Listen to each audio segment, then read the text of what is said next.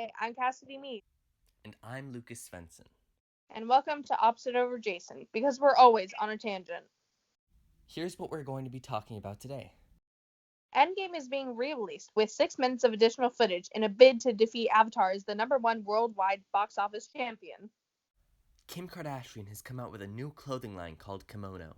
Here's why that's got the internet saying, Kim, oh no.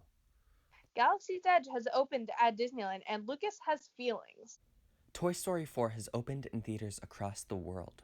What are critics saying, and how do we feel about the film and its predecessors? Please be advised, major spoilers for Avengers Endgame follow.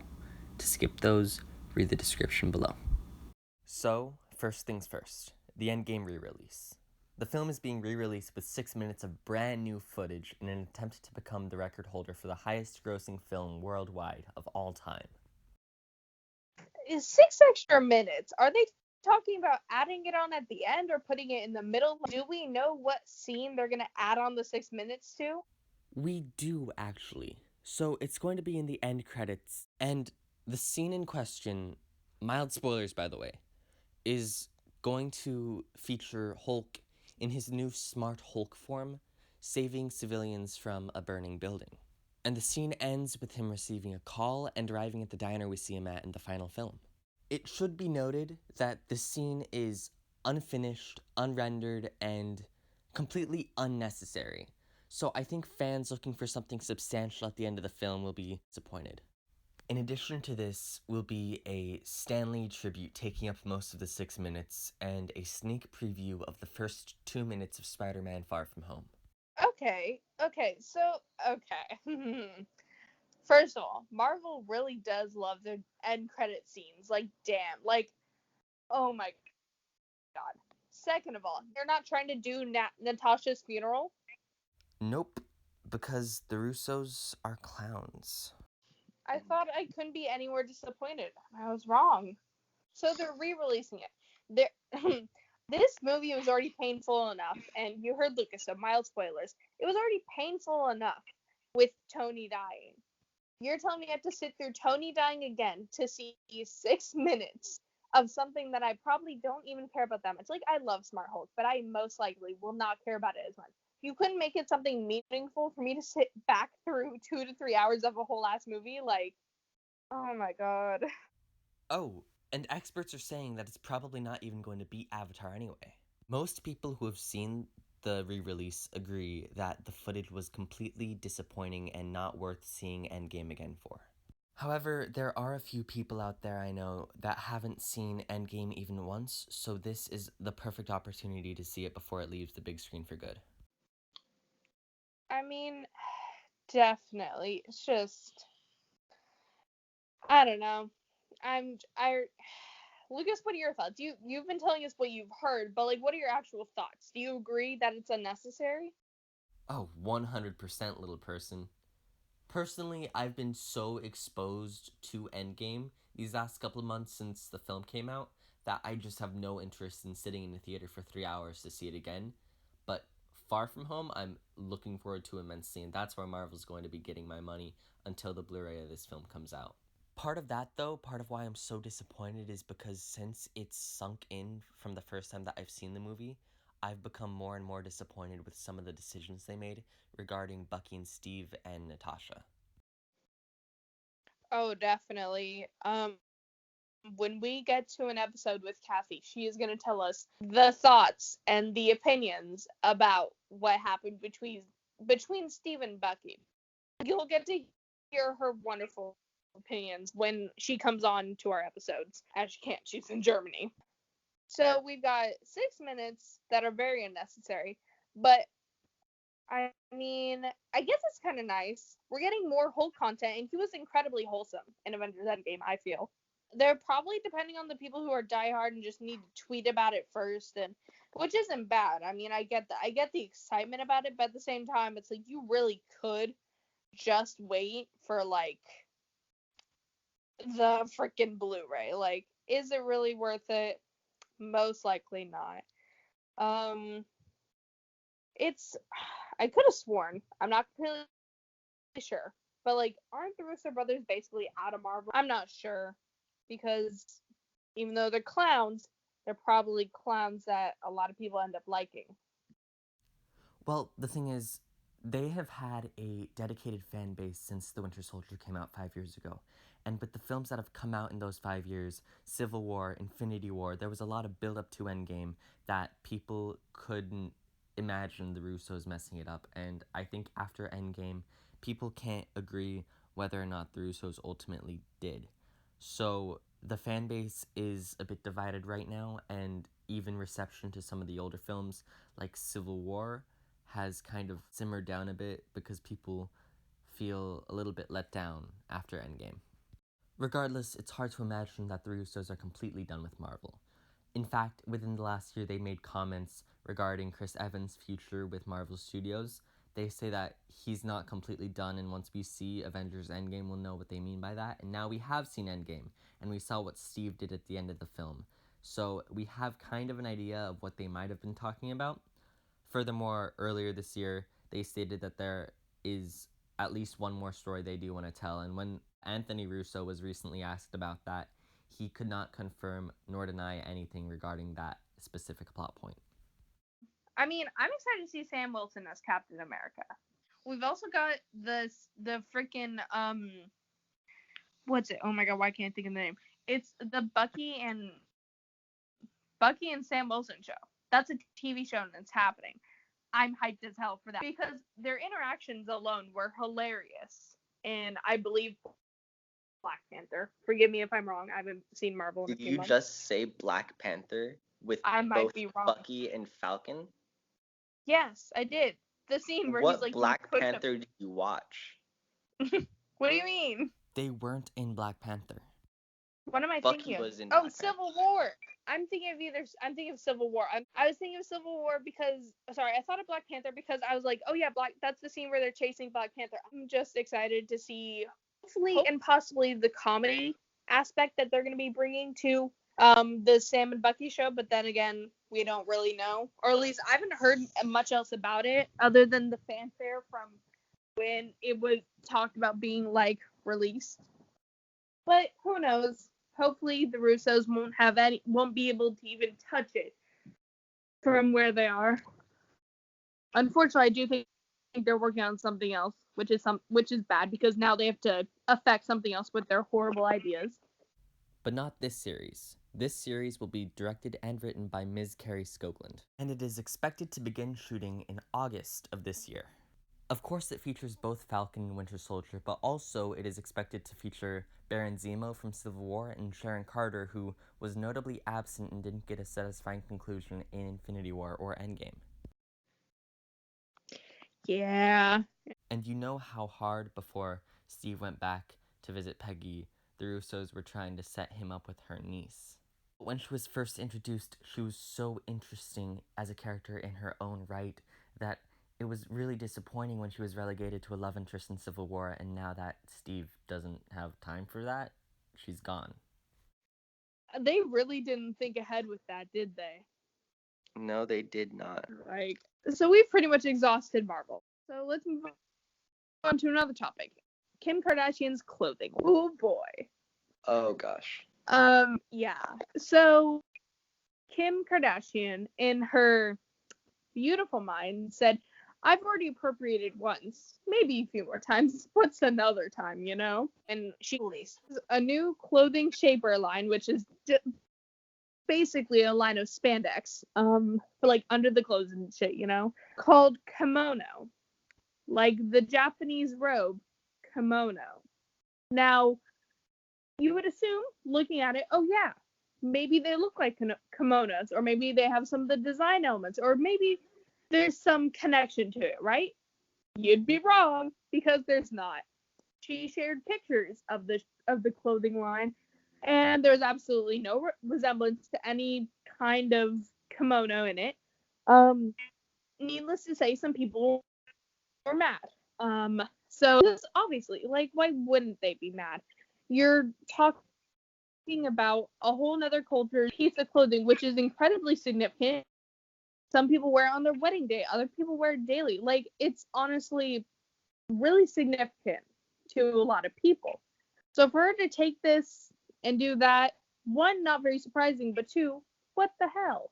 Who thinks, yeah, I'm gonna do that and this will go over fine? I mean, I'm speaking from a point of bias because I'm keep up some up with the Kardashians, no pun intended, and I know them somewhat. But Lucas, you don't really follow the Kardashians, do you? Nope. Okay, so what are your thoughts? First look at it all. What do you think? Do you think like this is a time for some cancel culture, or is it just a pure mistake? Like, oh, this was like a bad thing that she did, but at the same time she can grow and learn from it. Like, is it one of those, or is it she's repeatedly done this and it's time for her to stop and stop being able to do this stuff? Oh, it is 100% a mistake, but not like an accident and not like something she'll learn from, but something she shouldn't have done and something she continues to do. It's been noted countless times before that she has exploited black culture for profit in her merchandise. And no, I'm not the biggest fan of cancel culture, but there is a point where enough is enough and people have the right to be angry and to stop putting up with the Kardashians. And if that means it's hashtag canceled from here on out, so be it. I know it won't be. I would agree. I agree with you definitely on cancel culture because that could be its own episode with what it does and doesn't do. Um, this is from a few weeks ago. It's not necessarily like it just happened an hour ago. But there was also the trending hashtag Kim oh no, like saying Kim, comma oh no. That was a trending hashtag on Twitter. Was Kim oh no. There was that trending hashtag, but now it's kind of died out. And that's the thing about cancel culture. Even if they really did pull out all the full stops, the trending, the unfollowing, all that jazz, she's unfortunately going to in a few months. People may or may not forget about it, and in a few months, people are still going to be buying her makeup or her clothing line. Because at the end of the day, some people just genuinely don't care about what the creators do. They're just like, this is some good product. I'll buy it. I'll look bougie, whatever. Yeah, I feel like we all forgot about Kanye West saying we should abolish the 13th Amendment the second he showed up in that Earth video saying, I'm Kanye West. Disneyland recently ended the reservation period for its new land, Star Wars Galaxy's Edge. This last weekend, I decided to go up to Anaheim to check it out for myself. When I got there, I was blown away, transported into a brand new world, an experience unlike any other at the Disney theme parks. The headlining attraction is Smuggler's Run, where you take control of the Millennium Falcon with a flight crew, each of you in different roles, pilot, gunner, and engineer, in order to retrieve the precious resource coaxium from the planet Corellia. I got the chance to try all of these positions. My personal favorite? Obviously pilot. When you pull the lever to get into hyperspace for the first time, it is like the movies have come to life around you. The mechanics of this ride are completely unique within the Disney theme parks. What you do has consequences within the ride. It's like a giant video game around you. You want to have good pilots who know how to control the ship. You want to have engineers who are always on top of their game and gunners to take out any threat to your mission. If you fail, your points will go down. But it's still a lot of fun, and no matter what, it's all about fun. The other major attraction right now is the Droid Depot and Savi's Workshop, the latter of which is where you build your lightsaber, which at $200 isn't going to come easy. But I got the opportunity to do that myself, and it is, like everything else in the park, so immersive, and all the cast members pay great attention to detail to make sure you're living your best Star Wars experience. Oh, and before you ask, I picked green. Cassidy, are you much into Star Wars or Disneyland or anything? I've been to Disneyland a fair amount of times. I live in San Diego. Why wouldn't I have gone to Disneyland, you know? I'm not that big of a fan of it because I'm just not very much of a rides person. I'm personally not into that, but I think the whole Disney as a brand, very cute, very nice. I like the aesthetic. Star Wars, never seen it a day in my life, and I'm probably never gonna see it out of spite just to piss off my mom. Joking, I love my mom, but I've never seen it. I don't plan on seeing it, so I don't have much to say about this. Oh, that's fine. It doesn't really matter. It doesn't matter if you're a non-fan or a prequel fan or a sequel fan or a fan of the originals. This land is going to give you a brand new experience that, whether it's introducing you to the franchise for the first time or you living out your Star Wars dream, this land is going to fulfill any and all of your Star Wars wishes. Oh, and I would be beyond remiss not to mention the wonderful food options they have in this land. Over at Docking Bay 7, a sit-down restaurant, you can buy yourself, they name these after Star Wars things, so forgive me. Endorian tip yip, which is chicken, mashed potatoes, mixed with this beautiful salsa verde-esque, not really salsa verde, but that's the closest comparison I can make. It is so good. Broth, and oh my gosh, I love it. I also highly recommend in the dinner hours after 4, you'll be able to order Ithorian garden loaf, which is meatloaf made completely out of vegetables, but it tastes and looks a lot like meatloaf, so you would be easily fooled. It's served also with mashed potatoes and other vegetables, and both of them are my personal favorites anywhere in the Disney parks.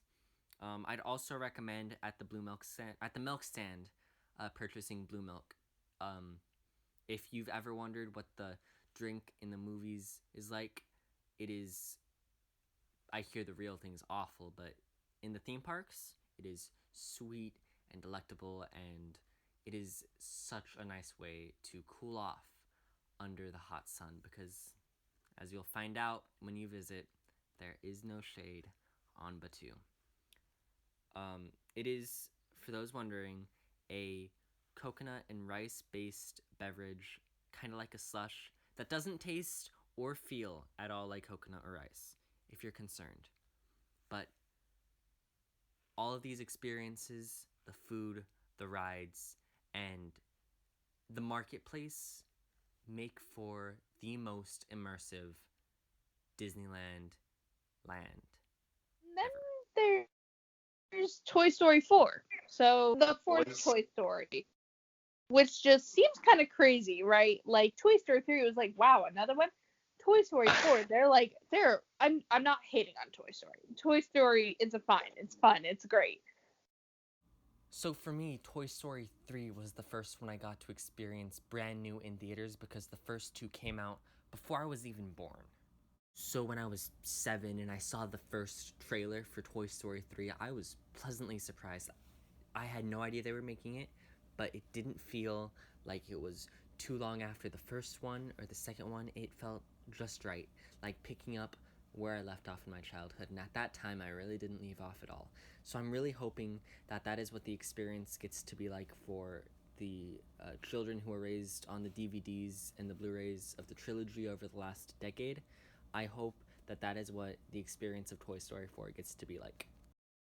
One of my friends actually saw this film last week with her family and her younger brothers, who are 4-ish now, and told about how good it was and how everyone left the theater all smiles, and that's what Toy Story should be.